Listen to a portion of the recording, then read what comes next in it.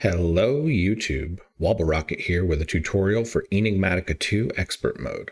Today I'm going to show you an easy early game method to double your ore with no power generation required. In order to do that, we're going to create a small plate presser from the advanced rocketry mod. To do that, we're going to need a piston and 3 iron ingots. If you don't have pistons, they're easy to find in villages, or you can make your own. They do require treated wood and they require some compressed cobblestone as well as a couple other materials. To make the small plate presser, all we're going to do is stick a piston in the middle of the crafting grid with 3 iron ingots along the bottom. We're also going to need a block to feed materials into our small plate presser. So to do that, we're going to use the block placer from Open Blocks.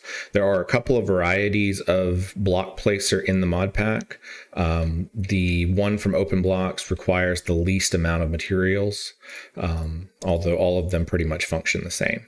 To craft the block placer, we're going to place a piston in the center left with 2 iron ingots on top, a redstone dust in the center, and then 5 cobblestone around the edge. We're also going to need a way to activate both the small plate presser and the block placer. So in order to do that, we're going to just simply create a gold button. You can use a plain oak button for this, but the gold button is much faster. Oops, and instead of a gold button, I should have grabbed a gold ingot. Place your oak button in the top left along with a gold ingot to craft your gold button. We're also going to need a couple of other materials. We're going to need a piece of obsidian. This is the other component of the small plate presser. We're going to need an input chest, and we're going to need a hopper, which will feed from our input chest into our block placer. Finally, we're going to need any decorative block. I'm just going to use some wood planks simply because they are easy and plentiful. In order to construct your machine, what you're going to do is you're going to take your small plate presser and you're going to place it 3 blocks high. It's going to automatically face down. Then you're going to use your piece of obsidian and place it 2 blocks beneath that. You want to make sure that you have an open air block in the center. You're going to use your decorative block in order to place your block placer properly. Whenever you place your block placer, you want to make sure that the large output hole is facing into the empty space of the small plate presser.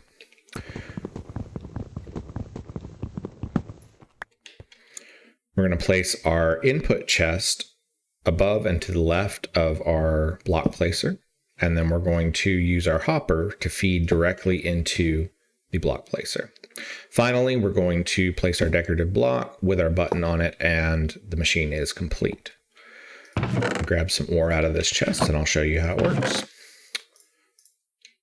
You can see that we, as we drop ore into the input chest, it's automatically fed into the hopper and then into the block placer. When we press our button, it automatically activates both the small plate presser and the block placer. And you can see that 1 piece of gold ore is smashed into 2 pieces of gold dust. This allows us to get 2 ingots whenever you smelt this dust or drop it into your smeltery.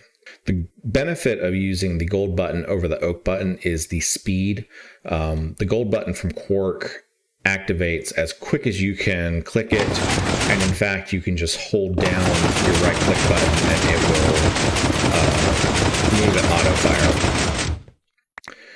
Really, the only bottleneck that happens here is the speed at which the hopper functions. And sometimes if you hold this button down for a really long time, it will move so quickly that you'll end up waiting on the hopper to refill the block placer.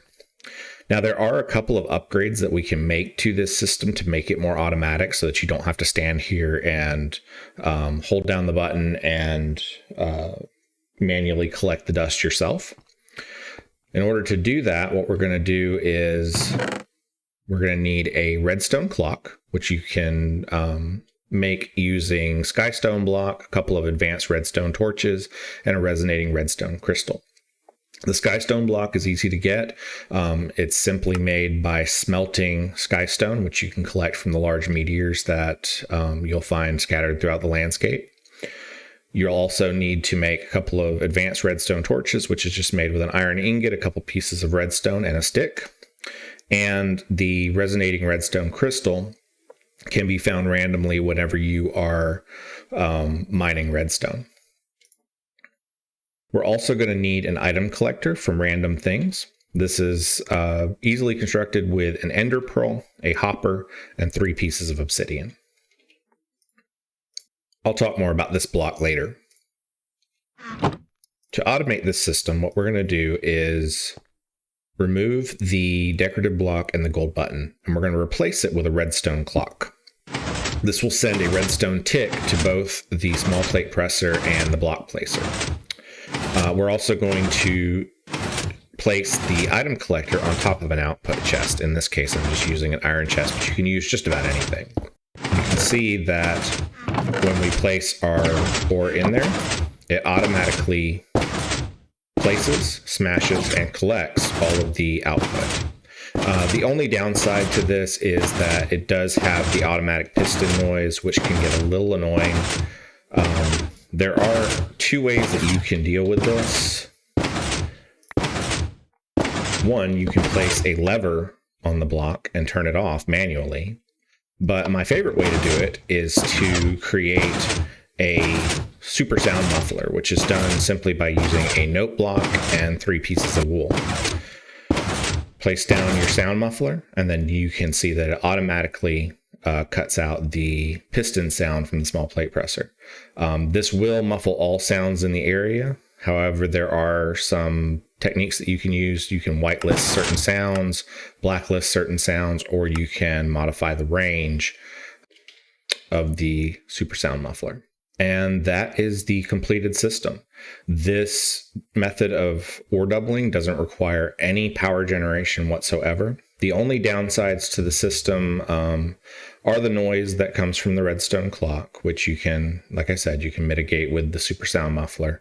The other downside is if your output ever fills up, you will be spewing items into the world, which has a tendency to create some lag. There are other methods of ore doubling that will output directly into an inventory, but those methods typically require some form of power generation. This is a simple method that you can create within a very, very short time from whenever you construct your smeltery. I hope that you enjoyed this tutorial, and I hope that you will tune in for more tips and tricks for modded Minecraft.